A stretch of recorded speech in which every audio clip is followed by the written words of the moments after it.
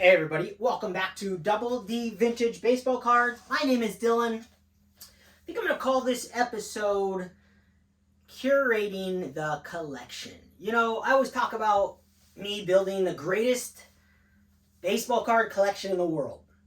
The greatest Topps eye appeal collection in the world, not based on grades. And what I've been doing, you know, through this whole stage of me selling all those 7s and 8s off-centered or slight issues, print lines, all kinds of different things, but mainly off-centered because I was always into images. You know, that's kind of a common thing for Topps. Images aren't that tough. But what I did 3 years ago, sold them off, and then I've been buying them back in the eye appeal that to me is just astonishing for what you get for the money. I'm going to get into this deep with Adam, Splendid Sports. We're going to do another Turn Back the Clock. We're filming it tomorrow. I'm going to talk about the stickers and the eye appeal movement. Have we gone too far? Is it not far enough? My thoughts behind this whole thing, because I have noticed 100%, without a shadow of a doubt, that since I started this journey, the cards that I'm going after have shot up in value. Simple Topps cards of just the regular players, you name it, anyone. If you find one in a lower grade that looks unbelievably well centered and the image is perfect, cards that I'm going to show you of a certain player or a run that I've created, and I cannot wait to show you. But what you'll see in the prices, they're going through the roof. I think they have outpaced the higher grade copies on a percentage basis from the time that I started doing this transition until now. I think an incredible 4 of any player, especially the bigger players, say a Hank Aaron in a 4, dead centered, I think that has outpaced the 8s and 9s in the same, on a percentage basis over the last 3 years. And I'm not going to go into analytics and all that. You guys do your own research after. This is my research off of my own thoughts, off my own experience in the hobby, watching cards end. I watch all kinds of stuff end. I love to see what it ends up, but I don't go on VCP. I've talked about this a million times, you know, ad nauseum. But what I have found is that those things have just gone berserk. So is it going to continue? That's going to be a huge topic of discussion. Has it not gone far enough? I know an incredibly well-centered 8 and a beautiful 8, like a cherry 8 that looks like an 8, centered all the 9s, and like a 9 that looks like a 9. It looks cherry. They all, an 8 and a 9 that look like 10s. Those continue to go up in value as well. They're slapping the stickers on them, and those end for big money. But the average 8 from 3 years ago is the same price as the average 8 today. I have a lot of cards I sold in 8s that I keep track of. Like I'll go and, I wonder what that's at. A lot of the cases, the card that I sold in the past that was an 8 off-center is worth less today than it was back then. What does that mean? It means the hobby is slowly opening its eyes to the fact that the grades are opinions and they're technical grades. They aren't based off of the actual look of the card. Yes, 8s and 9s, dead center, they look incredible. And a perfect, like the greatest 4 in the world, okay? The perfect existence of a 4, and I'll show you at least one of those coming up, or actually a couple of them. You know, I'm not arguing those are 8s and 9s. They don't look like an 8 and a 9 that's perfectly dead centered with all the bells and whistles.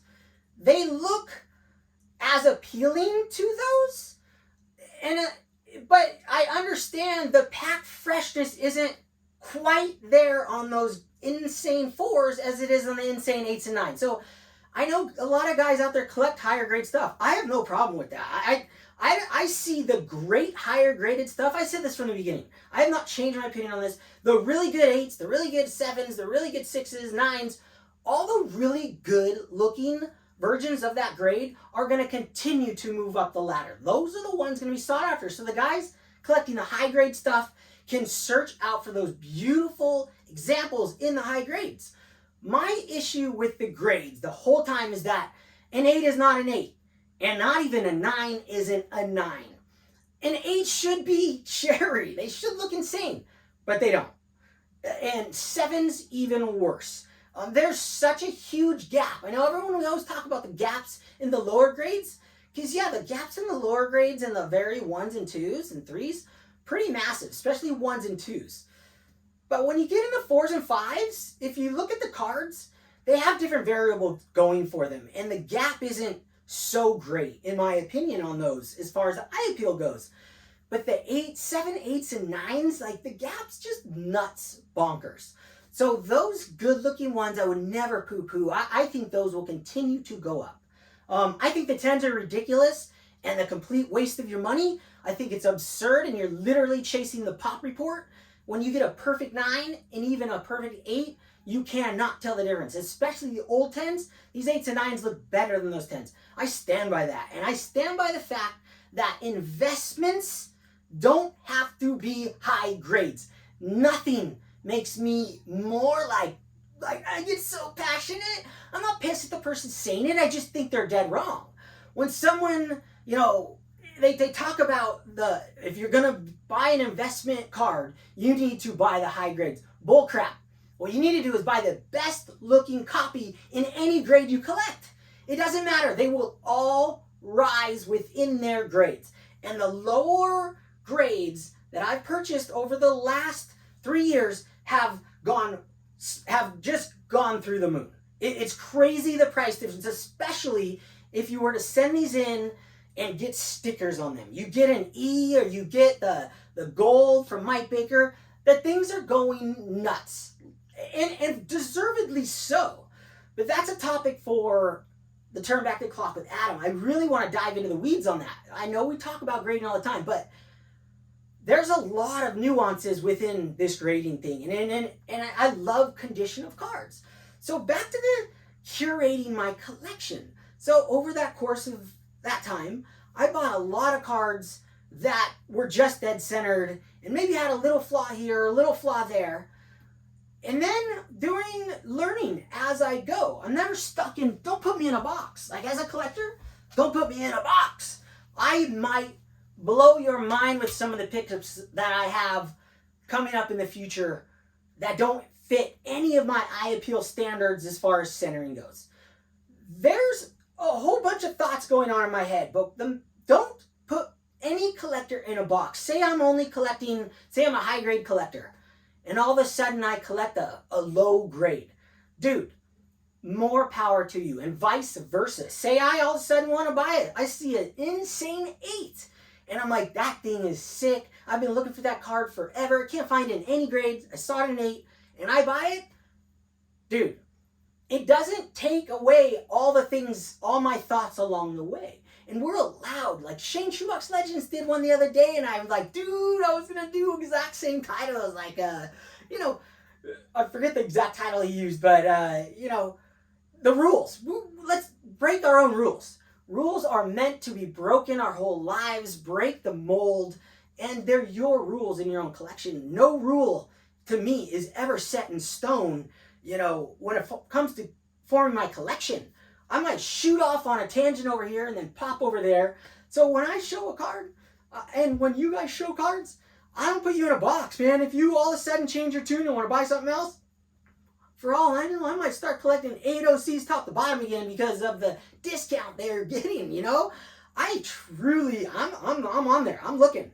I have a lot going in my head right now, and I have a stack of, I already sent a bunch of Fanatics, ones that I think could get eye appeals, and then I have a huge giant stack of graded cards. It's over 100 right now, and I'm continuing to add it. I'm going through every card in my collection because I got nothing else to do. I'm totally still injured. I'm not even going to go into that right now. It's just say all I got is cards right now. Like, this is my enjoyment, and obviously I love my wife and we hang out, but I don't get to do anything. I can't even walk down the street without just coursing pain. So I've got a lot of thoughts about collecting, and when I sell cards, like, it's not like I'm selling cards because these cards shot up in value and I want to get that value out of them. No, I'm selling these cards because I am really trying to create the greatest baseball card collection in the world for me. And we're all doing that out there. So when I see cards in my collection, I come across, oh, that eye appeal isn't quite there. But in particular, this next batch that I've been selling are the old cert numbers to eye appeal ratio. I don't know what you guys want to call that out there. It's a mixture of everybody's thing.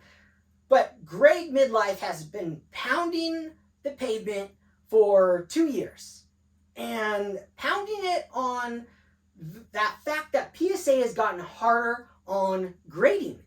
And I was always pushing back on that because I have a lot of cards, and you're going to see some in my countdown of this player run that I have finalized, and these are the only cards I'm going to get of this player. It's Eddie Matthews, one of the guy that has one of the most beautiful run of baseball cards in our hobby. Every one of Eddie Matthews' cards, except for maybe his 61, are incredible. And I have 1, 2, 3, 4, 5, 6, 7 specimens. And they span all PSA cert numbers. They span the whole generation of cert numbers. Which, sounds funny because they're cards. These cards, they span the decades as well. But what I do realize is that PSA absolutely is grading harder. Absolutely, but it doesn't mean that every card that I own isn't worth the grade or could possibly grade higher. But what I did do is go through my collection and literally pulled out all the cards that don't fit the standard of my eye now. 3 years after this journey, I'm stricter and stricter and stricter. And I'm selling some pretty big cards that I want back one day.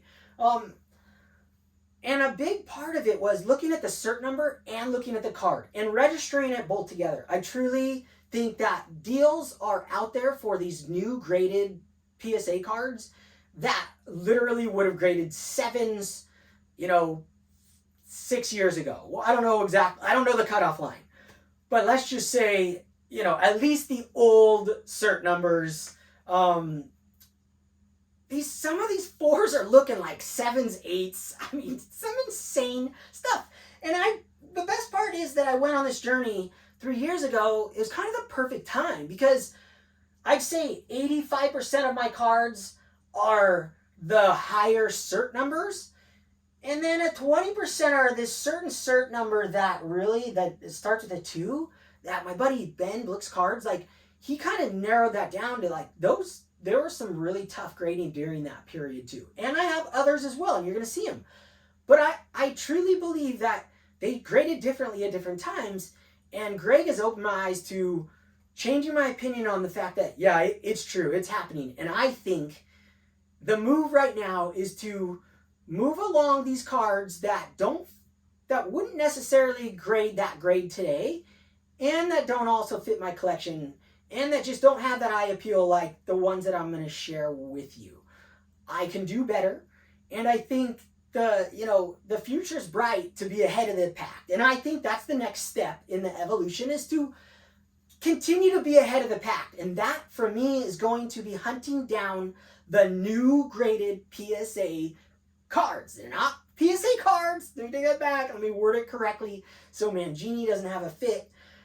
The new cards graded in or by PSA. Those are the ones I am hunting for. Now, I'm not closing my eyes to older cert numbers and older cards, as I will show you this beautiful run. There are definitely cards that would receive the grade today, and there are cards that won't. And I think the majority of the cards that were graded in the past won't receive the grade today by all of the videos that I've seen out there, and Greg pounding the pavement, all the proof that is out there, and my eyeballs seeing them. I understand that, when you collected all these years and you love them. You don't want to do what I did. You don't want to sell your whole, basically what I did, 3 years ago, sell my whole collection and then build it again. Well, it can be done. And when you're selling and buying at the same time, all you're losing is the fees. And to me, to get ahead of the game, get ahead of the financial game, and still collect along the way and build my collection to go up in value the most in the future and still collect the exact same cards. To me, that is a win-win situation. I love collecting like that. It's always two brains for me. It's a marriage. The very first video I ever put out in my whole life, 3-4 years ago almost now, I said it was a marriage for me. It always has been. Why? Greg asked it in a video with Junk Wax Hero the other day, his podcast. Why is it about value so much in this hobby over others? To me, because for me, my personal experience, I was born, I came out of the womb looking at a Beckett magazine. Not the Beckett itself, but the yellow, like these price guides. Dude, the first time I held cards, I was looking at prices, except I guess I started on movie cards, so I didn't know prices then. But as soon as I got into baseball cards, it was all about looking at the Beckett, making trades. This is 5 cents, adding 20 of those together equals $1. You trade your buddy for $1 card in the Beckett. That's what we did. And I've taken that along the ride my entire life. When I went after all the great GOATs of every sport, in the 7s and 8s, back when Michael Jordan rookies were $400 for an 8 on the pit. And I went on that journey. And then, fast forward, all the journeys I've taken along the way have led me to that point, that reflection point 3 years ago. And my wife finally, since I did that YouTube, started looking at my cards and said, they're all off-centered. And I said, you're right. Let me find these centered ones. Well, the center ones are extremely hard to find on certain cards. And that brings me to another focus, that there's certain cards that I have a centering scale 1 through 10 that are, a 10 being the Ozzie Smith rookie. I don't even think the 10s are centered, dead nut centered, to a 9 being a Clemente rookie. I have a bunch of different 9s and 7s and 8s and 5s and so on and so forth. When I come across a card that I deem to be on my centering scale of 1 through 10 per that card, over the last 3 years of me doing the research, hunting for these cards, and all the people sharing cards, knowing which ones I've seen centered and haven't seen centered, I'm going to hunt down those ones, and I'm already building a collection of dupes, triples, quadruples. I will be buying those. Why? Because I love doubles. I love them. I enjoy them the whole time. Second, because it's a marriage for me. And those cards that are extremely hard to find centered, I think will go up the most in the future as well. So you combo it with the eye appeal, you combo it with a great image. It's not all about centering, but centering is the hardest thing. So, okay, so all that hobby talk out of the way, I just wanted to talk about where my collection is headed, where it's been, how it got to where it is. And we're going to dive into an Eddie Matthews run of 7 cards, and they're the only Eddie Matthews cards that I want in my collection, except for his rookie card, which maybe, hopefully one day, it's on my 55 cards before I die list, which I shared a few months ago. These are the ones I've narrowed it down to. I have a couple that I am selling that are in this pile. I had a 1/8 in a 1968 PSA 8. It's gone. And a couple others from, other years that I just said, you know what? These are the ones I want. These are the eye appeal that fit me. These are all the Eddie Matthews cards I need. So without further ado, let's dive in head first. Give you guys, I'm really excited to share these cards up close and personal. And plus, all along the way, I'm going to talk about, the cert numbers. You guys can see them. The different generations of certs all through my collection that to me deem worthy. These cards are all gold label cards. These are all gold sticker candidates, 100%. So let's go.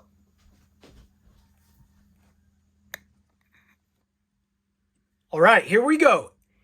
These are, I'm doing a countdown too. So these are in order from my least favorite They're all my favorites to my most favorite. And before I get into it, I want to shout out my niece, Charlotte.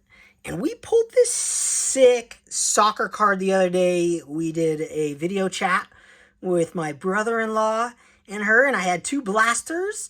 I don't know who these guys are, but I know that this is a pretty sick card, and these are incredible players. They know all about them. And this thing is numbered to 10. Freaking nuts. Number 1 of 10, Brazilian Brilliance. So there you go, Charlotte. We pulled this together. Super special. I'm going to slab this up and share this in the future, all slab. So there you go. And then also, your Mbappe card right here, Charlotte.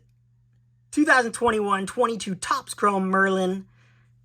Kylian Mbappe. Atomic Refractor, number to 250. This thing's sick looking. So sick. And these are like the cards that we opened. So here you go. There's the Mbappe that I will always promise you. Okay, so now, hold on, turn the AC on. Now we're getting into the nitty gritty countdown of Eddie Matthews. Just incredible cards. Eddie Matthews has some of the most beautiful baseball cards ever made. Period. Okay, first one coming in at number 7. 1954 Topps Eddie Matthews. Let me see if I get the lighting right. I got some glare going, but look at that card right there. Just a really beautiful specimen. And the old cert number. But one that it has that packed fresh feel to it. It's got a little bit of a print line right there. And, some of you, that would just kill you. This is the only card. This is like one of the only cards in my entire collection with a print line now, which is just crazy to think about. Hold on, I gotta pause it. My arm's killing me. Okay, we're back at it. Man, my arm was killing me. I'm gonna share these a little different way than I'm used to. I'm gonna put them on the table flat. I gotta really be sitting straight up. But yeah, dude, 1954 Topps Eddie Matthews. An absolute beautiful baseball card. Look at the back here. One that is well deserving of the grade. One that to me looks better than it's for. No creases, no wrinkles in a single card you're going to see tonight. I promise you that. I've inspected these with a fine-tooth comb. Each and every one of these. But this one right here is an old label. I think this could grade a 5 all day long. So this one in my collection for life. I love it. Okay, next one coming in at number 6 or 7, whatever. 1960 Topps Eddie Matthews. Shout out to John 3D 80s Kid. He loves this card. I think it's his favorite card from 1960. This card right here, in an SGC slab. And, for me, SGC has always graded lightly. I've said this from the very beginning of YouTube as well. My thoughts have not changed. We've all known that. Anyone who's been collecting Topps cards, as long as I have, always understood that SGC was a discount, and a discount because the grades were less strict. So the 7s in an SGC were normally never equivalent to a 7 PSA. Yes, there's exceptions, and yes, there's arbitrage back then where guys would hunt down SGCs, look for a good copy that would translate to a PSA, and it happens. And yes, like a card like this is definitely deserving of a 6.5. In PSA as well. I've seen cards, this could be even a 7. So, there's always exceptions, and that's what I'm looking for. I'm looking for exceptions. I'm looking for copies that just look stunning to the eye in all way, shape, and form. I know I talk about centering, but I don't need to talk about the image. That goes without saying. If the image sucks, I'm not buying the card. 9 times out of 10. But don't put me in a box. Okay, 1960. See, I'm loving that these are expanding different grading companies as well. Next one here, 1965 Topps. Eddie Matthews. I mean, God, this card is sick. With the pennant and the green, Eddie Matthews green cards. Oh, they're just stunning. They almost all have a little green to them except those first two. But these last ones you're going to see are just nuts. 1965 Topps, Eddie Matthews in a 5.5 SGC that looks like a 10. It's just an absolute perfect specimen of a baseball card. I don't know why you would need anything sharper than this. This thing is stunning. Every card I've shared so far, to me, it looks like it came out of a pack with maybe just a slight little, I can still poke my eyes out with these corners. But maybe not 9 corners. That's it? That's what I'm giving up and saving.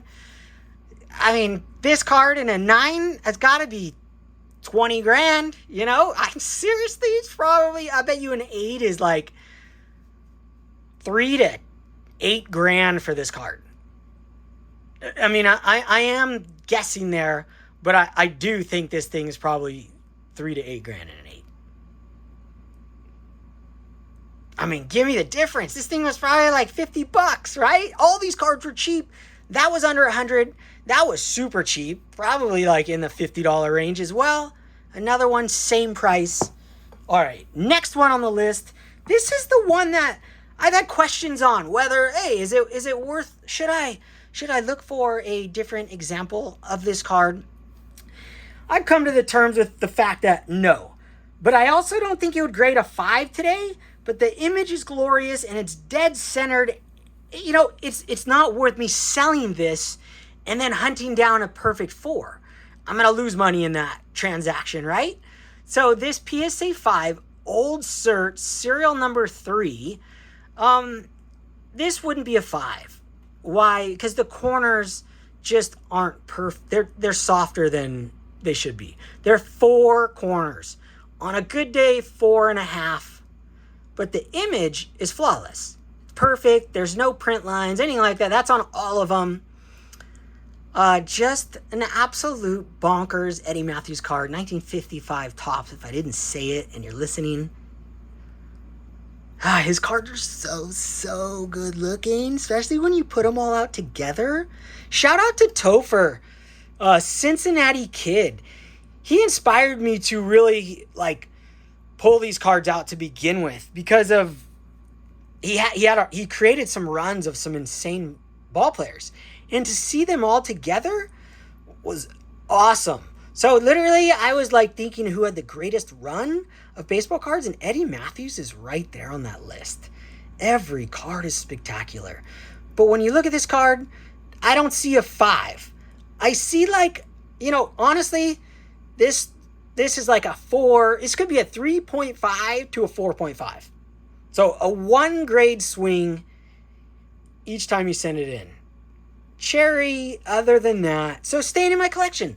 I'm keeping it, not selling it. That's a forever copy, unless I come across I just don't know how you're going to get a better looking one unless you want super blazing corners. So look at that run right there, right? Don't get too much better looking than that until you get to these last 3 cards. This could easily be my number 1, by the way, but I had to put him somewhere, and he's my number 3. Eddie Matthews, 1958 Topps. Oh, the green on this card is stunning. The image is stunning. The eye appeal is off the charts.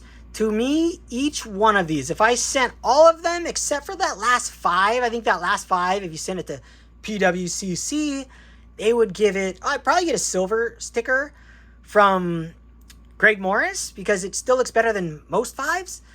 But it wouldn't receive the same grade. So there is a difference there.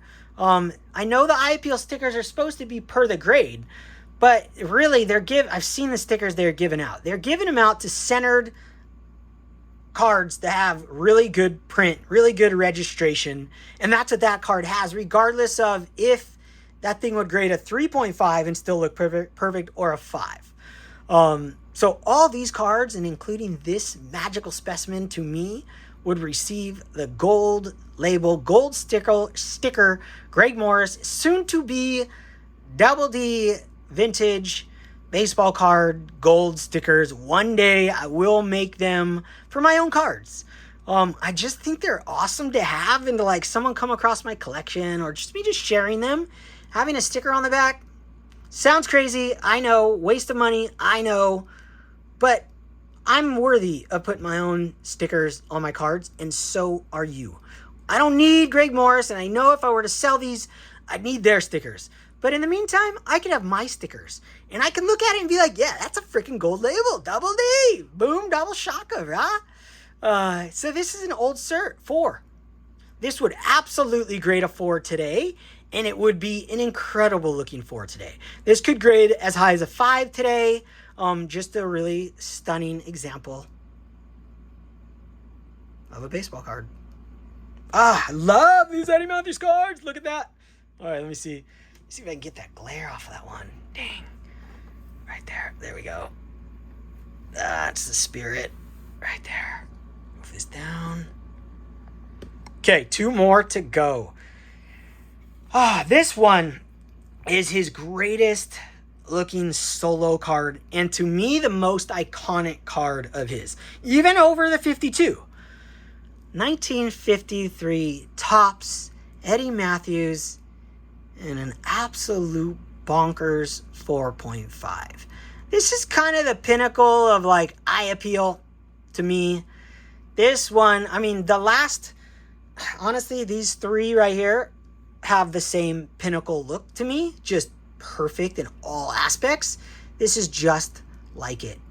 Absolute stunner of a copy. A blazer. If every one of my cards looked like this, you know, that's the goal. And this is a high cert number. This thing to me is like an old 7. It's just like incredible. I don't think you would get an old 7 because the corners, but it looks like a 7. It looks like an 8. And this does have a sticker on it. It has the E. And I bought this with the E sticker on it. I want to say I paid $235 for this at the time when I bought it. And I saw one go yesterday on eBay, no stickers, in a 4, and it went for over $300.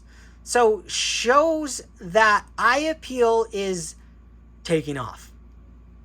I mean, it's going nuts. And I think it's a race to see who can get to the cards before people get them stickered. Because once they're stickered, the price just goes up double what the normal grade is. I mean, sometimes triple. So just an absolute bonkers card. I've had so many copies of this card through my life. It's just kind of crazy to think about. This is finally the final keepsake, the greatest example that I'm ever going to find in these grades. Just a stunner. So we'll put that right there.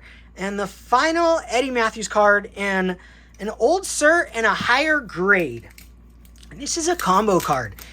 And this card today would 100% grade a 7, and it could grade an 8 all day long. It looks like a 9. This would get a gold label all day long. 1959 Fence Busters, white back, Hank Aaron and Eddie Matthews in an incredible PSA 7. Oh, bonkers card. The condition of it, the look of the card, like, this is my favorite combo card of all time. Like, just the looks and the 2 players on the card. I've always loved collecting Eddie Matthews card. Why? Because I have that 1960 All-Star Eddie Matthews card. Probably one of the very first, could be the very first true vintage card from the 60s that I ever purchased as a kid out of a, those dollar boxes. I still have it. It's on display on my desk at all times. So I've always loved Eddie Matthews. Is he going to go down? Is he going to be forgotten one day? Maybe.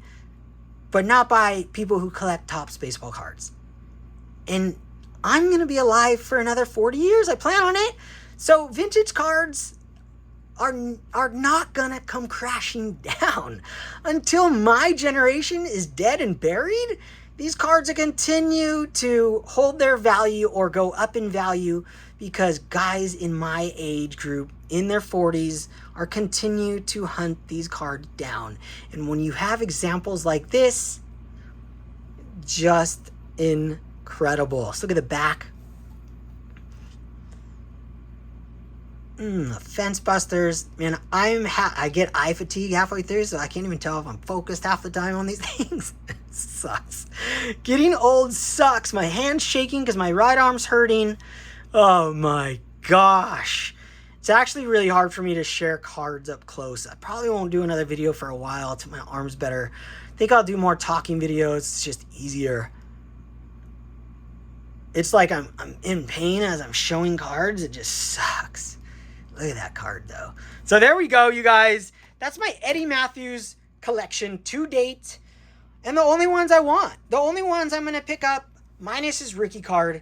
And I've sold the other ones. So there we have it. It's nice to be completed. I'm done with Eddie Matthews, and it's an incredible run. So that's what I got for you guys. Hope you guys enjoyed this video. Hope you guys get inspired by everyone out there sharing their cards and their collection, how they go about doing it. Don't be influenced by guys like me. Don't be influenced by what we have to say and what we are showing. Collect how you like and what makes you feel good about your collection. Shaka!